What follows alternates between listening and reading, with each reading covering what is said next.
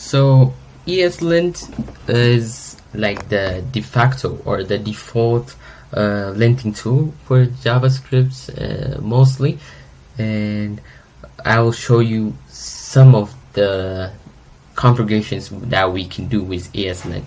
So let's have a while loop with some shuffle function. So we have declared them both.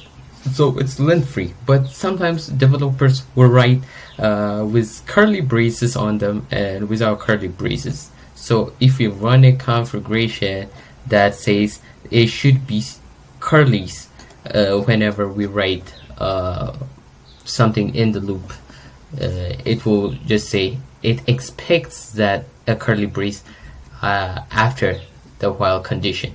So just to fix this, every developer that is developing on this project with this rule should add curly braces. But what if we want to keep this format specifically for this specific time, for example for this file? So we can go to the documentation and see that there is a way to enforce that even if this error exists, that it should not throw an error. Because when we throw an error, it will stop with exit code, so we don't want that to stop. So we can copy and paste the ESLINT curly error. For example, I can copy this here and the error will still be there, but this is more or less a warning now. So I can develop with curly or without curly. So we can configure the configurations as per we want. We can even turn off the rule so that it's lint free, and we can do this at a project level, at directory level, or at file level. This capability is very important and gives it the edge over the other linting tools as well. It comes by default and also works with other code formatters like Prettier that we'll see later on.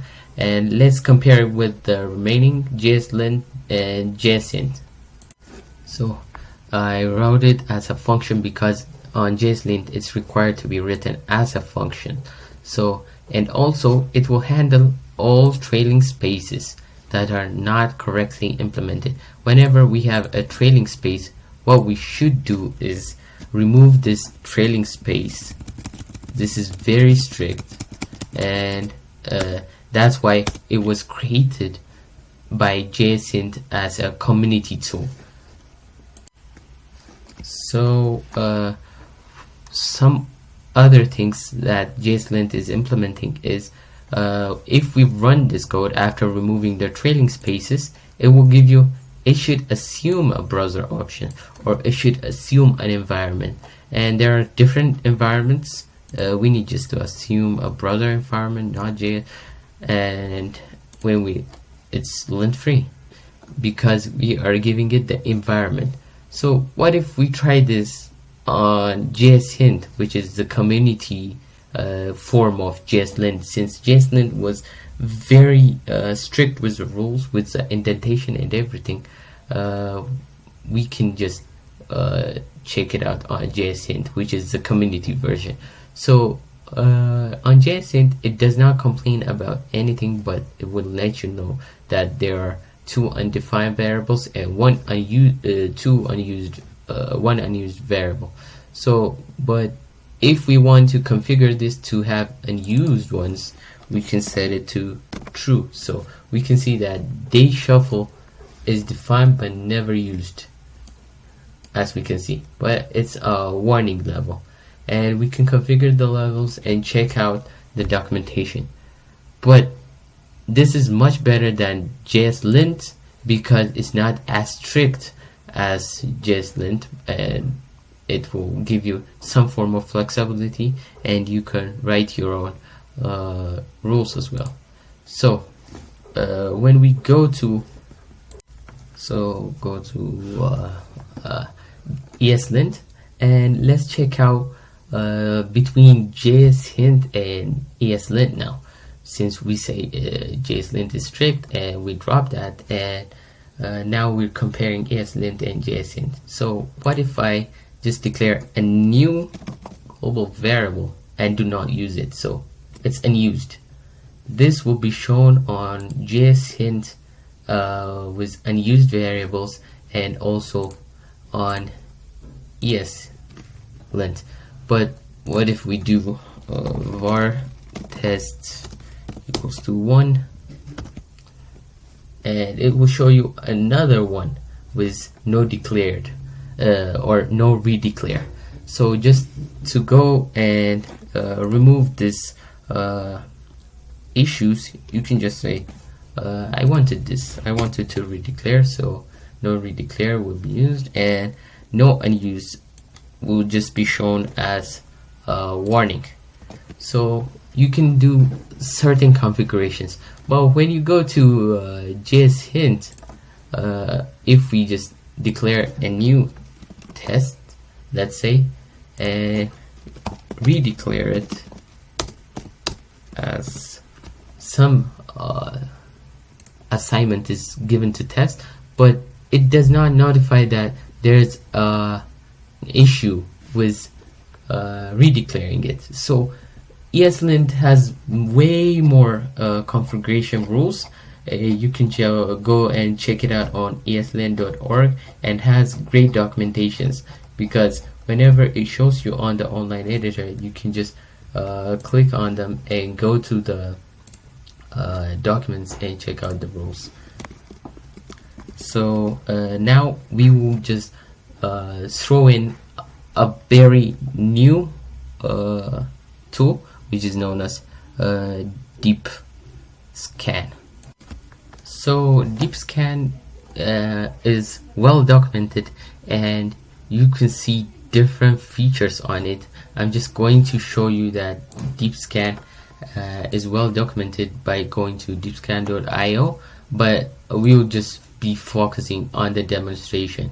So you can go to deepscan.io and check out the documentation and its integration.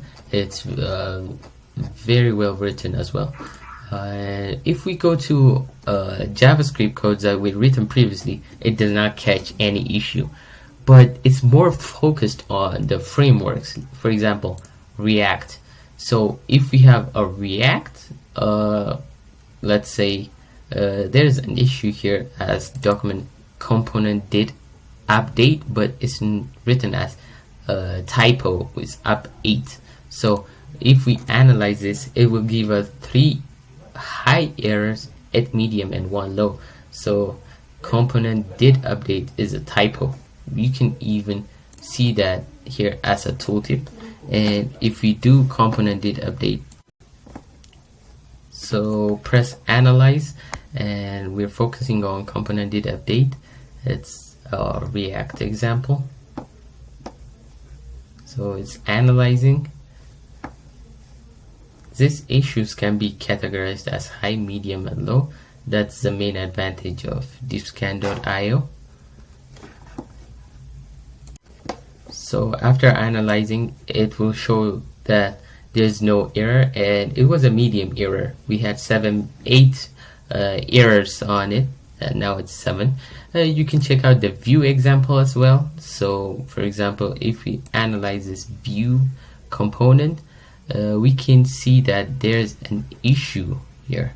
So on VIF right here, there's a binding, but we don't need bindings on this directive. So if I remove this and reanalyze code, it will give us issue free return. So VIF is done.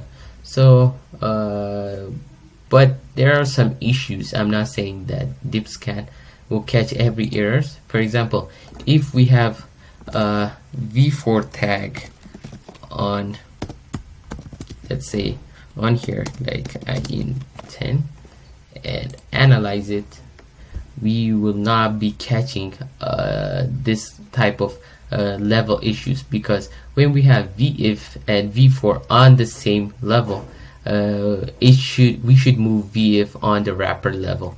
This is more or less a deeper type of pattern, but this kind of things are not caught by deep scan, but rather by other tools like Vuter, or you can have other installations. But it's catching actually v4 with, it needs a bind key, which is a low.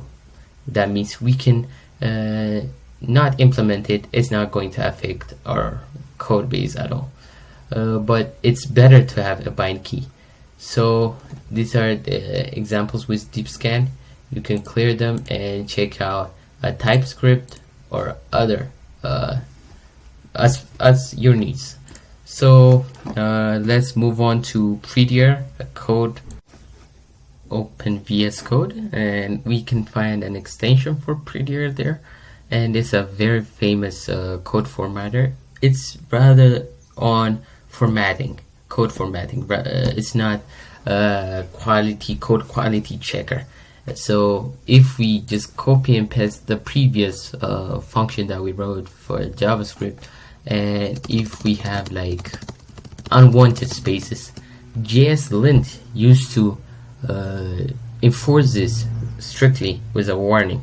But if we just use Prettier as our extension, we can just format the document with appropriate spaces and indentations and so on. There are other similar code formatters, for example Beautify, but the famous one is Prettier. So I recommend Prettier, and it also has a smooth integration with ESLINT, so you can read through the documentations.